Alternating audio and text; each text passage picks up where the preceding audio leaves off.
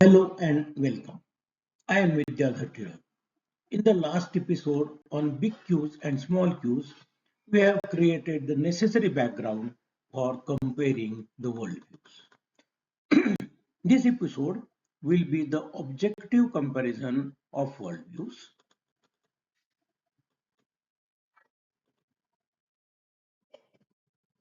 Have a look at this diagram.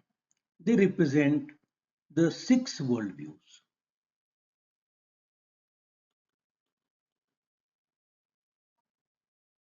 Across civilizations and epochs, six worldviews have offered humanity coherent visions of existence. Each answers the great triad of questions: what is real, how do we know, and how should we live? They form not a battlefield but a cognitive holarchy, an evolutionary panorama of human knowing.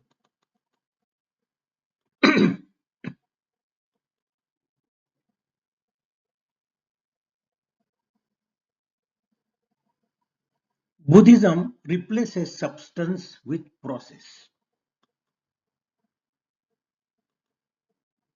Everything arises through dependent origination. Nothing has an independent essence.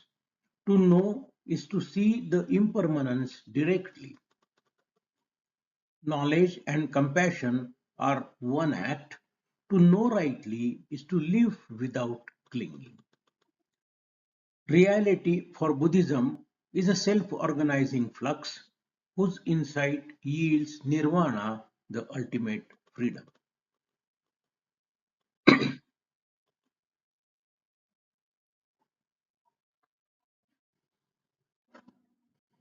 Nyaya affirms that world exists independently of our thought.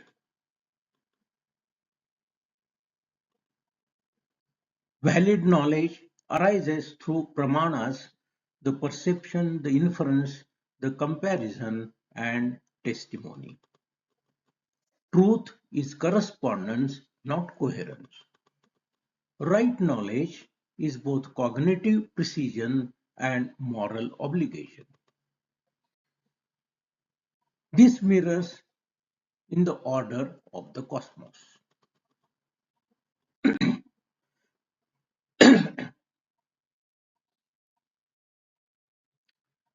Vedanta begins where multiplicity ends.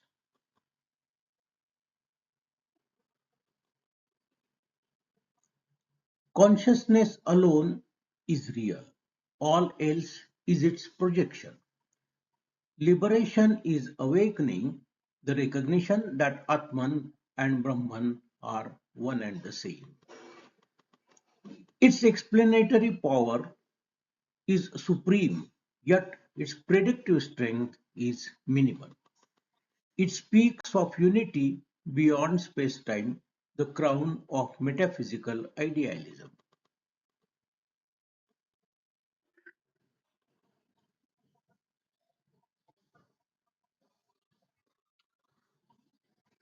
Empiricism grounds truth in experience.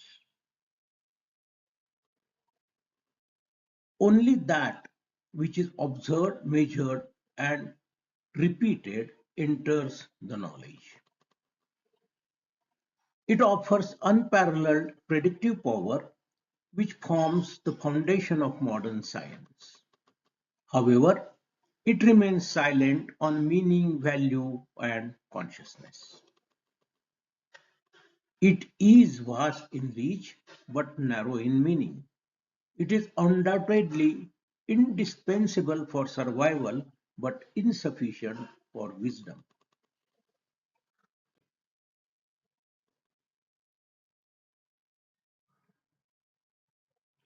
For rationalism, truth resides in reason itself.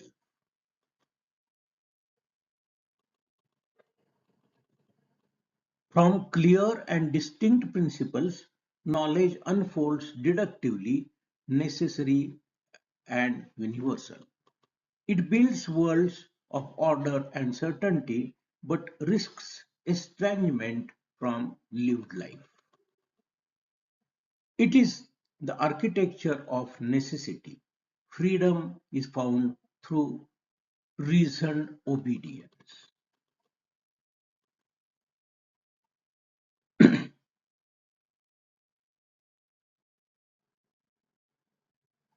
Existentialism restores the first person's voice. Existence precedes essence. Meaning is created through self-choice. Truth is lived, not deduced. It offers moral intensity but resists formalization.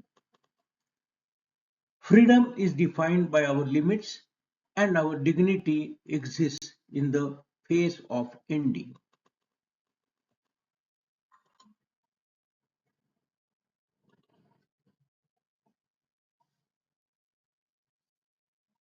Have a deeper look at this figure or a table.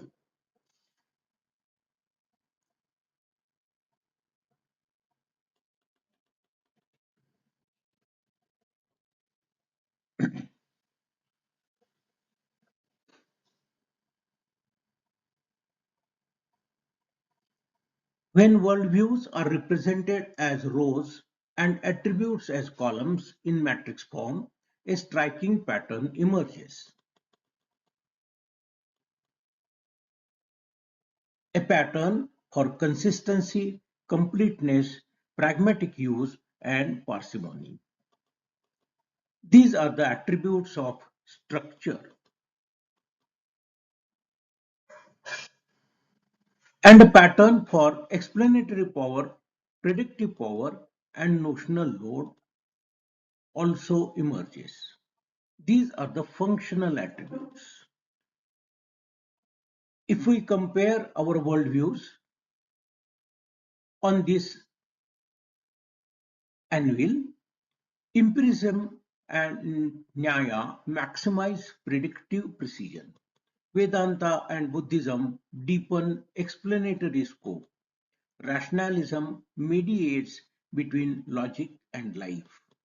Existentialism anchors authenticity and moral images.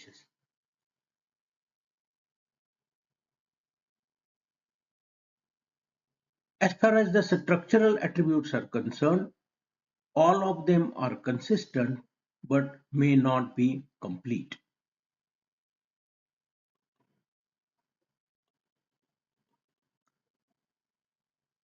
This is sought for comparative synthesis. The above table has been validated by synthetic intelligence.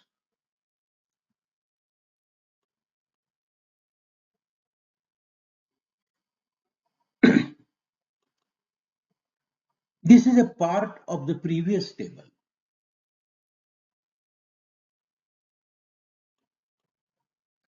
Here is a vivid graphical model of the same data. It is very easy to accept the following conclusions by looking at the graph. No worldview attains virtues of all kinds, like high explanatory power, predictive power, and low notional load are not simultaneously addressed by any of the worldview. The tension between them invites a new synthesis, not another ideology.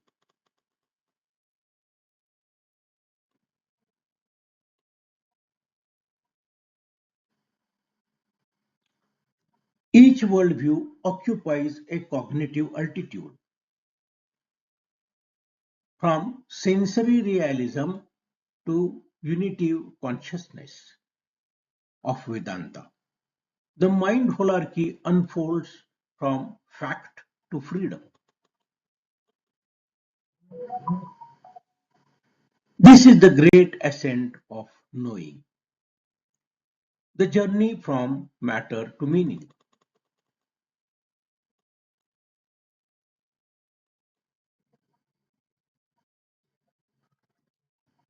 Each worldview also defines the good life.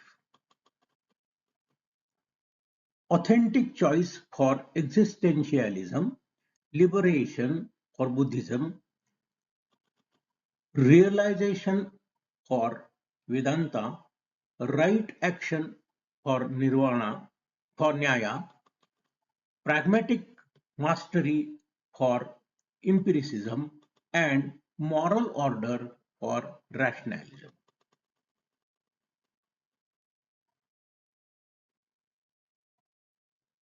Together, they reveal humanity's moral spectrum, from survival to self-transcendence.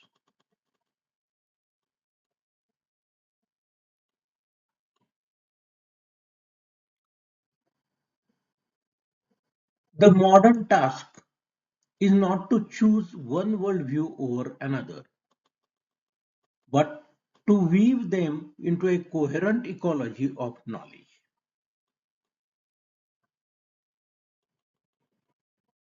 Integration demands systemic adequacy, a framework coupling existence, experience, and significance. This marks the threshold of pragmasophy.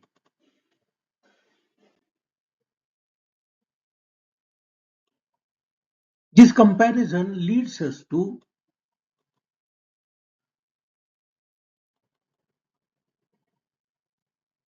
the model of pragmasophy, the architecture of integration. Matter, mind, and artifacts shape up our verity and volition.